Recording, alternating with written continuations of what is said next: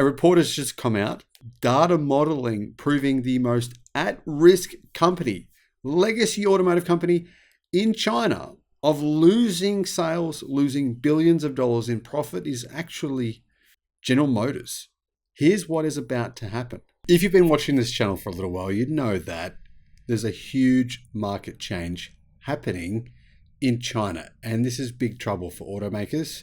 General Motors, Toyota, Ford, many others, Volkswagen Group. Big trouble because for most of them, the place that they make the most money is actually China. A lot of people think that's crazy. How could that be possible? But the truth is here that Volkswagen as a group, 40% of their sales on average have come from China, but 50% of their profits have come from China. That shows you just how important it is for these legacy automakers to continue to sell cars in China. But this year something very bad is happening. And one automaker claims recent research is most at risk of losing potentially billions of dollars worth of car sales in China within the next few years. And to be honest, this report actually shocked me. I couldn't believe that it's actually an American automaker who is most at risk. Hello, my friends. Welcome to the channel. Great to see you. Thank you for tuning in. My name is Sam Evans. Welcome to all the new subscribers. Welcome back, everyone else. Great to have you. Thank you to our Patreon supporters. Really appreciate everything you do. If you can support us on Patreon as well, that'll be amazing. Even $1 or $2, anything is fantastic. I'll put a link in the description below. Now, I first saw this report. It's by Greenpeace, and I thought, Greenpeace have an axe to grind. The problem here is, though, that Greenpeace have the same axe to grind against everyone. And if anything, General Motors, they're electrifying faster than many of their compatriots. Many of the other car brands in China appear to be electrifying slower than General Motors. So why is it that Greenpeace would target General Motors? Well, I don't think they are targeting them. They're simply presenting the facts. And the facts are quite interesting. GM could lose market share in China. In fact, it's losing market share in China, along with every other legacy automaker right now, if it doesn't speed up its transition to EVs. Well, the company stands to lose billions and billions of dollars. And why is this? Well, right now, Chinese automakers are gaining ground significantly in China. In fact, Chinese automakers this year have more market share in China than any other point in the history, or the modern history of the last 50 years.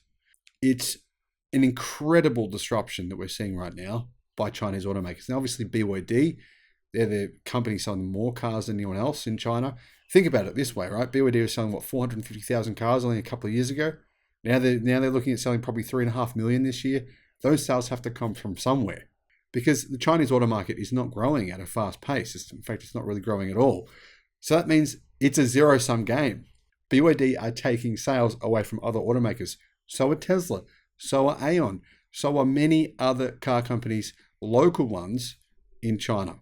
With Chinese automakers standing to make significant gains as foreign companies continue to move slowly with their electrification efforts, it's a period of incredible disruption.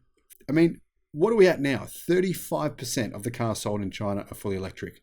More than likely, most reports say that by 2026, we'll have hit 60% in China.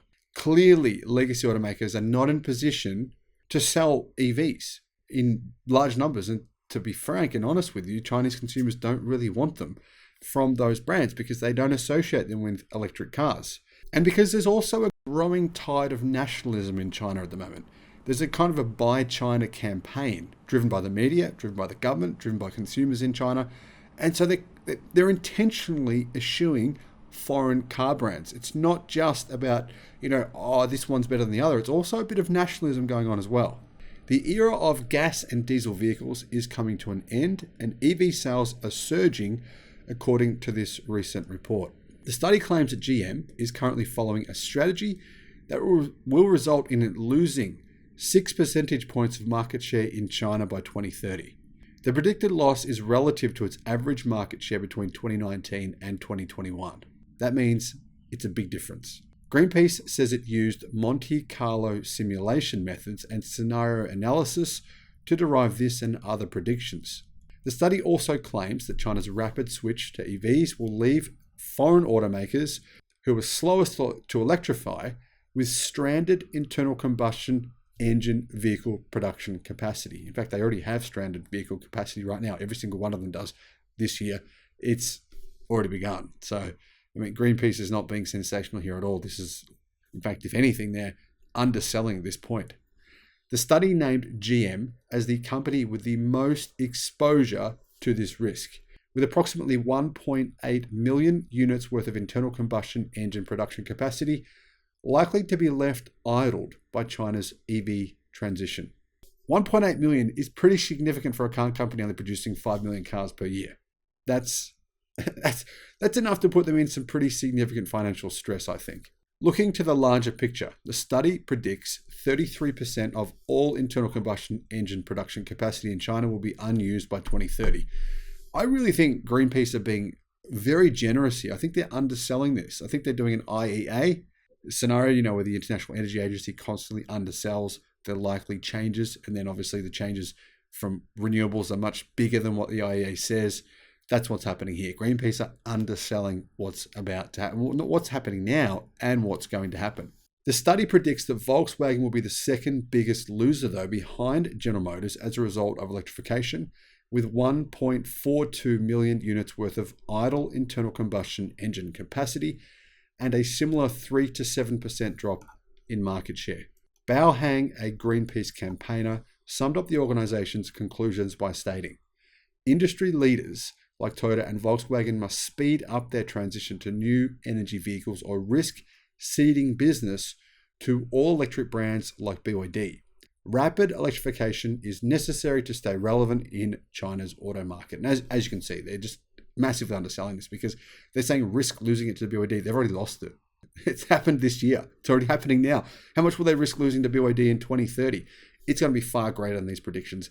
I think these predictions are very, very cautious. I don't know why, but they are. GM currently has 2 joint ventures in China. One of these, SAIC or SAIC-GM.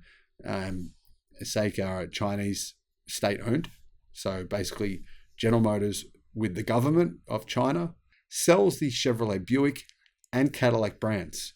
The other SAIC-GM-Wuling markets the Baojun and Wuling brands. When it comes to GM electric vehicles sold in the Chinese market, Chevy currently sells a single EV, the Chevy Menlo crossover in China. Buick's electric lineup consists of 3 models: the Velite 6 plug-in hybrid, the Velite 6 EV, and the new Electra E5. However, a 4th called the Electra E4 has just been revealed in China. Cadillac sells the Cadillac Lyric. However, these cars, these EVs from GM, in particular their own brands, they're not really selling that well. GM doesn't make that many of them, and it doesn't seem like Chinese consumers really want them. They do want EVs, just not these particular products. Well, some of them they do. The Wuling Hongwei Mini EV is selling well, although its market share is definitely dropping this year though. Turning to the EV models produced by GM's SAIC or SAIC-GM-Wuling joint venture, Baojun currently sells the Kiwi EV and the new Yep crossover and will soon launch the Yep Mini pickup. Wuling has 4 electric models in production, including the Hongwan Mini EV, the Nano EV, the Air EV, and the Bingo or Binguo hatchback. But there's a lot of new competition coming in. A lot of cars now taking market share from those cars. So those GM built vehicles, they're losing sales this year, even though they're EVs, because there's so many other models from so many other car companies. And those car companies, they're willing to lose money for years to get market share. Some of GM's individual electric models have been enthusiastically received in China though, with 8,000 orders placed for the Buick Electra E5 in the first 10 days after online ordering opened, setting a new record for General Motors. However, there's 2 issues here. It sounds good, not as good as it sounds. GM's overall sales in China have plunged by more than 25% in the first quarter of 2023.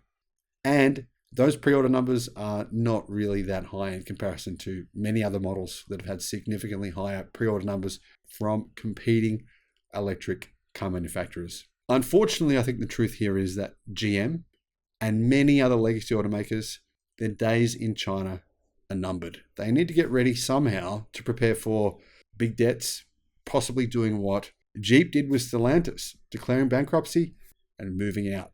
That could happen. But if it does, that's going to put a big hole in GM's profits. Let me know your thoughts in the comments. Thank you for watching.